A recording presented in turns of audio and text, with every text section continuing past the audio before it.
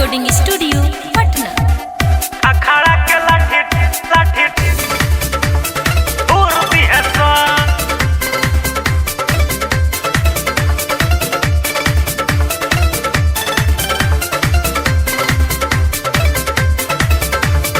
गजबे कमर तोहर करेला चलच रे, अखाड़ा मछागर में रहू तनी बच रे। चहली जवानी तोहर दूर दी है दूर दी है सौ। अखाड़ा के लाठी ढोहिया में हूर दी है सौ। अखाड़ा के लाठी ढोहिया में हूर दी है सौ। अखाड़ा के लाठी ढोहिया में हूर दी है सौ। दूर दी है स्वान, दूर दी है स्वान। अखाड़ा के लाठी लाठी दूर दी है स्वान। तो पल ढोरी देखावे गोरी, सबके नजरिया गड़ल तोहरे ओरी।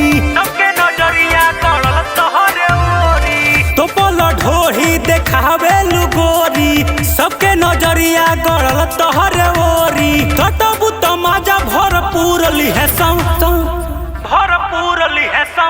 अखाड़ा के लाठी ढोहिया में हूर दी है सौ। अखाड़ा के लाठी ढोहिया में हूर दी है सौ। अखाड़ा के लाठी ढोहिया में हूर दी है सौ। दूर दी है स्वान, दूर दी है स्वान। अखाड़ा के लाठी लाठी दूर दी है स्वान। कमर हिला के उड़ा दी हलु गरादा, देखे टाइगरवा उठा के हो परादा। देखा टाइगरवा उठा के हो परादा। कमर हिला के उड़ा दी हलु गरादा, देखे टाइगरवा उठा के हो परादा। पप्पू भोजपुरिया सन दूर दी है सौ। दूर दी है सौ। अखाड़ा के लाठी ढोहिया में हूर दी है सौ। अखाड़ा के लाठी ढोहिया में हूर दी है सौ। अखाड़ा के लाठी ढोहिया में हूर दी है सौ।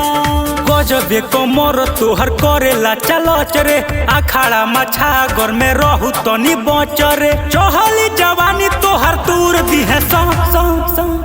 दूर दी है सौ। अखाड़ा